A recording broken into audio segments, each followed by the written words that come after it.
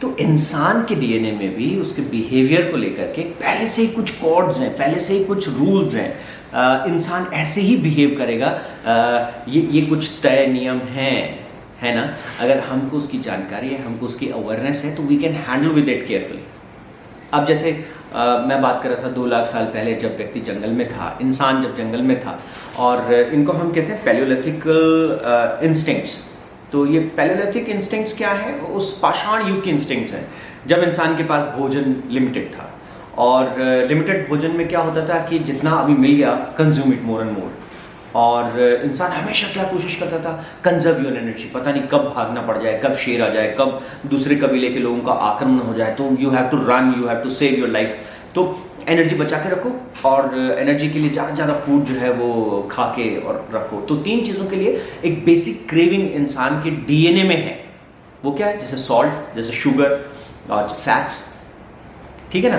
तो ये एक इनबिल्ट कोडिंग जो है, इनबिल्ट डीएनए रूल जो है, जैसे मैंने वो गूज का एग्जांपल दिया, निको ने जो एक्सप्लोर किया, और ग्रे लैग गूज की हम बात कर रहे थे। तो इंसान के डीएनए में भी, उसके बिहेवियर में भी ये चीज़ें पहले से ही हैं वहाँ पर, ठीक है ना। तो क्या होगा आज इतने साल बाद भी, आज हम जिस एनवायरनमेंट में रहते हैं वो कैलोरी रिच एनवायरनमेंट है, हमको खाने के लिए बहुत ज़्यादा तकलीफ की ज़रूरत नहीं। Sorry, I am not talking about each and every family, but I am talking about the moderate, है ना। Maximum people they don't have that kind of problem as far as basic food is concern.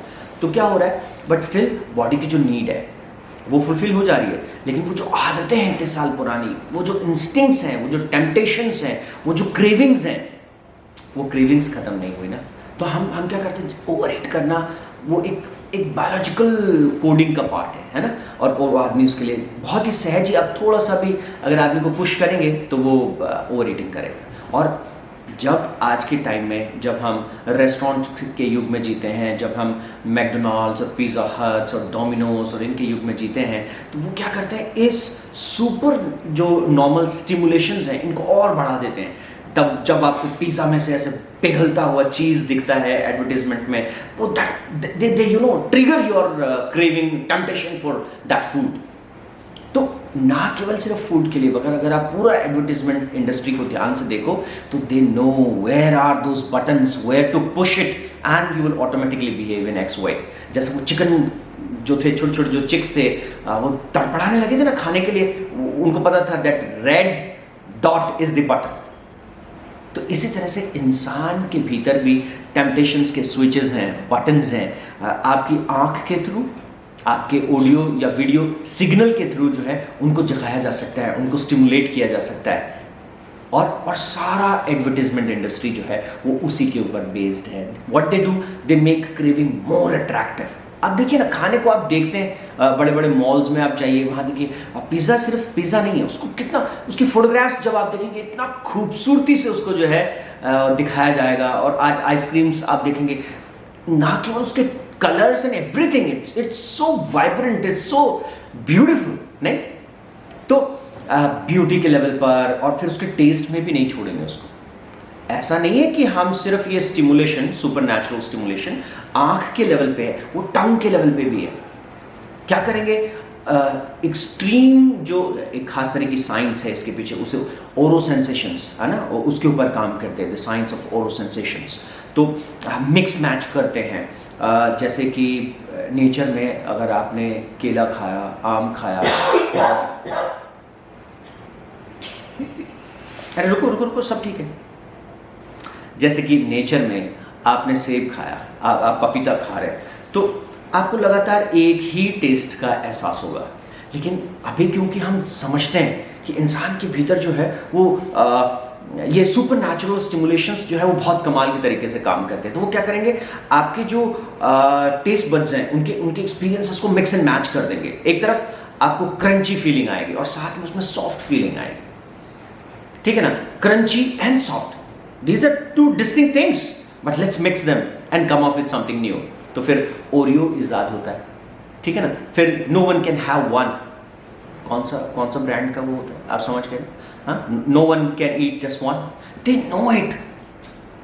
know it that the kind of the kind of preparation this thing has gone, that vapor has gone, that will just multiply your temptations, your cravings up to such a level you cannot hold yourself after eating one.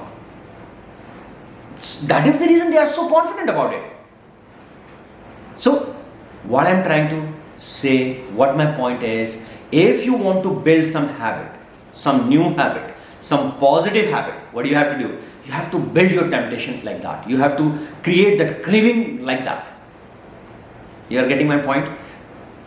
वो उस तरह की जो super normal stimulation है, वो super normal stimulation जो है वो क्रिएट करना होगा. हाँ, आप मुझसे पूछ सकते हैं कि ये कैसे क्रिएट होगा, इसके लिए किस तरह की प्रिपरेशन चाहिए, क्या हमको इसके लिए करना होगा, हमारे एनवायरनमेंट में ऐसी क्या चीज़ें. आप कई बार देखें ना, मॉल पे आप जाते हैं एंड आपको भूख नहीं थी, आप नहीं चाहते थे खाना खाएं, लेकिन जैसे आप पिज़्ज़ा हट के सामने से निकले या मैकडी के वहाँ से निकले, एक खास तरह की फ्रेग्रेंस आपको पकड़ लेती है. वो फ्रेग्रेंस की वजह से आपको भूख महसूस होती है. What that fragrance is all about? Just to raise your temptation, just to वो आपके क्रेविंग को बढ़ा देना है. बस that is the main aim of that. हर तरह के एडवर्टीजमेंट देखिए आप, वो सारे के सारे एडवर्टीजमेंट जो हैं वो आपकी मनोवृत्ति पर, आपके टेम्पटेशंस पर, टेंडेंसीज पर वो इनबिल्ट मैकेनिज्म को हिट करते हैं. And then your behaviour is automated. वो उनको पता है कि इसके आगे की कहानी तो ऑटोमेटिक है, उसके बारे में कॉन्शियस एफर्ट लगेगा नहीं. It will happen unconsciously. आपको पता भी नहीं चला कि किसी ने आपसे कहा जा खा, पैसे दे.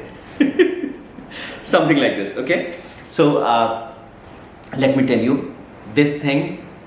These big corporations or marketing industry, they are using against you. The same nature of yours you can use for the benefit